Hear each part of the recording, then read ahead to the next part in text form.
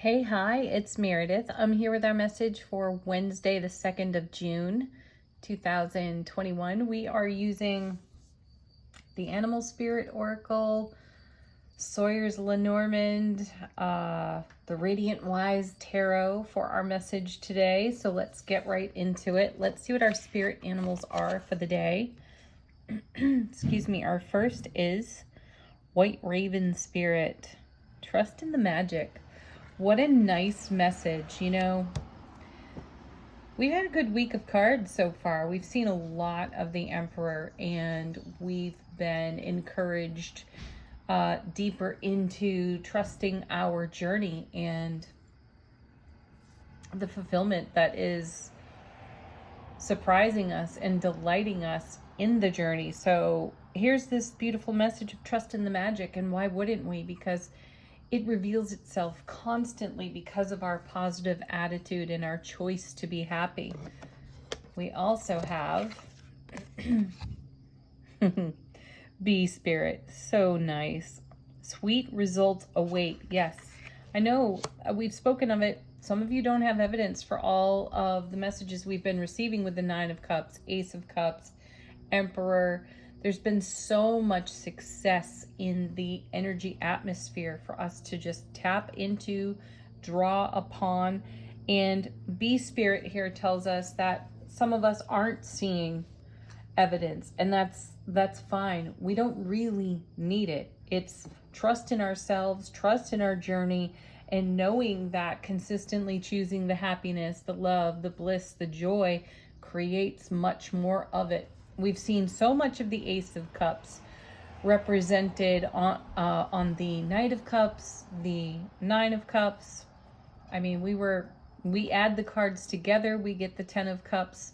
The Four of Wands, we've seen it as well. So it's all around us. It's right underneath our feet. It's within our sphere of influence. So trust all of that. Now, our Lenormand card, we have birds. This is about having, a bird's eye view and a higher perspective. And there can be nervous excitement when you see this card as well. And it also speaks to really powerful connections, very strong connections with our core group of people. So there's harmony in that. There's sweetness in it. And it's an energy that we can trust. And that is magical. All right, let's get into our tarot cards. What's going on in the energy atmosphere according to the cards? Our first is... I know nobody likes to see the Nine of Swords. Yeah, it's that 3 a.m. card. It's the one where we're awake at 3 a.m. and we are fretting and worrying and chewing on detail. Minor details. And those minor details, though, at 3 a.m. feel pretty major, pretty powerful. And this card really is an opportunity for us to recognize when we do that. It doesn't have to just be 3 a.m. You could have an encounter with someone and have a slight misunderstanding of meaning when in conversation with them, and it can create this moment as you do the replay and you contemplate what was said and realize, oh, there's more than one meaning there. And it's at 3 a.m. that the ego is going to pop up with its story, and it's going to undermine the situation. So when we see this card, it's a reminder to us to move beyond this. So recognize that we might be fretting or going into a place of worry over details that really the universe has well in hand. And we can say that with some kind of confidence because... Nice. Oh, a whole herd of motorcycles.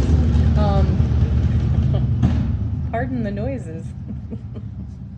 We can say with some confidence, because of the Nine of Cups, the Emperor, all that wisdom and experience that's on offer to us, and charging the atmosphere, that the Nine of Swords is something that is likely quite minor. So it's important not to blow that out of proportion. And if you happen to be one of the folks who's not experienced any signs, symbols, or evidence in your atmosphere of all this magic that's on overflow and the sweetness that is in the becoming and in the blossoming, it's this time, it's these Nine of Swords that would have any of us that find ourselves there really leaning into the faith and the trust of our own magic and the consistent messages with the Nine of Cups and Ten of Cups and so on. So have a higher vision, have a higher perspective there. What comes next? Six of Wands. Excellent card. You know, it's victory and success, and sixes are all about harmony. They bring a level of balance. And the Six of Wands brings also some notoriety. So this is an opportunity for us to notice our successes and celebrate them, congratulate ourselves for our successes. This is also a homecoming to our own heart space card as well. Very encouraging. So we're going to turn our Nine of Swords into our Six of Wands. And then we have the Sun. Look at that. Happiest card in tarot. There it is. Brilliant clarity as well. So, in the light of day, what went on with the Nine of Swords in the dark of night is going to be cleansed by the clarity that's available to us in the atmosphere. We're going to feel success and reward and victory within our own selves. We're going to celebrate our victories and successes as well. So whatever your Nine of Swords could be, whatever it is that has you a bit restless in the night or at any moment, that has your ego story rising and you ad-libbing out of the ego's perspective, is going to get cleared away with the sun, with the dawn of the day, and victory and success comes back into full focus. I do want to pull one more card, I feel, on the Nine of Swords, just for a little more clarification. There you go. Ace of Cups, the overflow of love, bliss, joy, and happiness. See, that hasn't changed. That has not been eradicated from the energy atmosphere at all. It's here. It's still on overflow. Bliss on overflow, right? This is a moment. This is something temporary. And this is potentially a misunderstanding that we run through the filter of our own ego and come up with the wrong message. And in the light of day, we recognize that. And we have compassion and understanding and kindness for ourselves. And we turn that around successfully, because that Ace of Cups is our foundation. And that is a divine and cosmic gift of magical blessing flowing into our lives, bringing us quite literally the sweetness of life, right? Now, what's in the unseen off the bottom of the deck for us? We have... it's the Emperor yet again. Right, bring your wisdom, your knowledge, and your experience to your Nine of Swords. I almost feel like the tarot cards are saying, you know better than to allow the Nine of Swords to dictate anything. Appreciate it. It's just not one of those things to attach and align with. It's an opportunity for validation and greater healing. So the Emperor is here saying, if you're going to stay in brilliant clarity and victory and success and stand underneath the overflow of that Ace of Cups, the Nine of Swords cannot stand, right? It can't stand.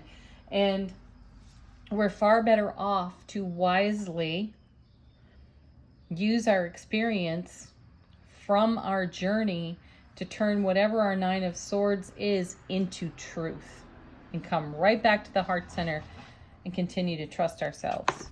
Okay. Angel answers, let's do that.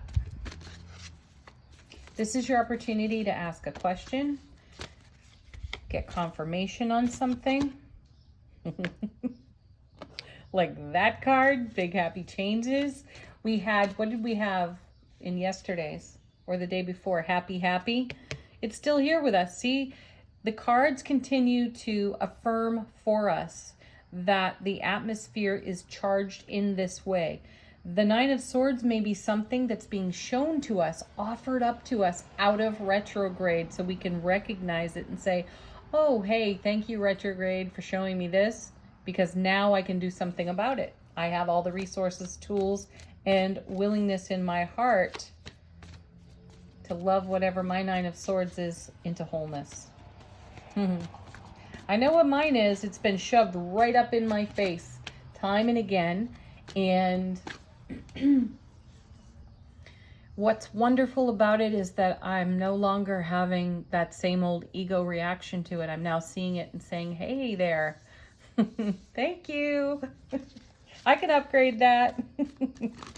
Okay. Next. Listen to your intuition. Yeah. Think of that on overflow. I feel that our intuition is on overflow as well. All we have to do is stay connected to it. The Nine of Swords would pull us right out of it.